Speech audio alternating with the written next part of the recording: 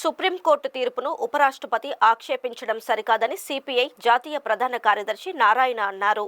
ఈ రోజు ఆయన తిరుపతిలో మాట్లాడుతూ గవర్నర్ల నిర్ణయాలపై పలు రాష్ట్రాల సీఎంలు సుప్రీంకోర్టును ఆశ్రయించారని, గవర్నర్ల నిర్ణయాన్ని సుప్రీంకోర్టు తప్పు పట్టిందని అన్నారు. ఫీజు రియంబర్స్మెంట్ పై రాష్ట్ర ప్రభుత్వం ప్రత్యేక దృష్టి పెట్టాలని, ఫీజు రియంబర్స్ ఆలస్యం చేస్తే దానికి ప్రభుత్వ క్రిమినల్ చర్యగా భావించాలని అన్నారు. లక్షల మంది విద్యార్థుల గొంతు నొక్కే ప్రయత్నం చేస్తున్నారని ఆరోపించారు. గోశాల అంశాన్ని ప్రస్తావిస్తూ గోశాలను రాజకీయ లబ్ధి కోసం వాడుకోవద్దని, హైడ్రామా సృష్టించి భక్తుల మనోభావాలను దెబ్బతీయొద్దని విజ్ఞప్తి చేశారు. టీటీడీపై రాద్ధాంతం మానుకోవాలని, రాజకీయ రాద్ధాంతం జరిగితే టీటీడీ ప్రతిష్ట దిగజారుతుందని పేర్కొన్నారు.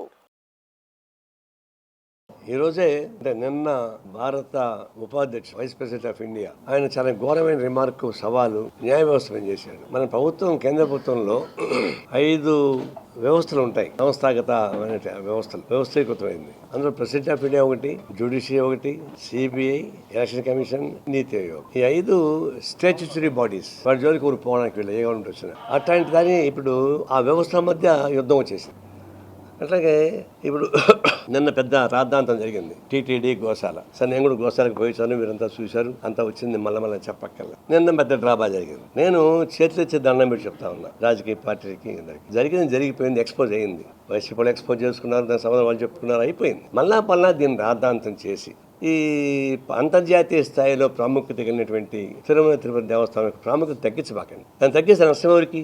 దేవుడికి నష్టం వస్తుందని తెలుసు. పాపం ఆయన రాయలేకుండా నాకేంద్రం తెలుస్తుంది. పాపం ఆయన పేరు చెప్పుకొని వ్యవస్థ బతుకుతా ఉంది. పిలిగ్రిమ్స్ లక్షలాది మంది, కోట్లాది మంది ప్రజలు భక్తి శబ్దాలతో వస్తున్నారు. వాళ్ళకి నమ్మకం ఉంది, మాకు నమ్మకం లేకపోతే వాళ్ళకి నమ్మకం ఉంది. నమ్మకం వాళ్ళు మేము గౌరవిస్తాం తప్ప అసహించుకోం. దేవాలయం మీద మాకు భక్తి లేకపోయినా మేము దాన్ని గౌరవిస్తాం. అంటే అదొక వ్యవస్థ, అది మేము విభేదించవచ్చు, కానీ మేము మా గౌరవం మాకుంది, అందుకని దాన్ని ఇప్పుడు అగౌరవపరచం. అలాంటి వ్యవస్థను మీరేమో నమ్ముతున్నారు. దీన్ని ఎవరైతే ఎక్స్పోజ్ చేస్తున్నారో వాళ్ళు దేవుడిని నమ్ముతున్నారు, దేవునికి పూజ చేశారు, పాదసేవలు చేశారు. ఎవరైతే దేవుణ్ణి నమ్ముకున్నారో మీరంతానేమో దేవుణ్ణి ఆ దేవస్థానాన్ని గబ్బట్టించడానికి ప్రయత్నిస్తున్నారు. మేము వ్యవస్థను కాపాడాలని మేము ప్రయత్నిస్తాం. ఈ రోజు నుంచి మళ్ళీ ఆ ప్రస్తావించామాకండి. ప్రత్యక్షంగా కానీ పరోక్షంగా కానీ సోషల్ మీడియాలో కానీ ఈ తిరుమల తిరుపతి దేవస్థానం గురించి మళ్ళా చెడు ఆలోచించే పద్ధతుల్లో ప్రవర్తించబాకండి.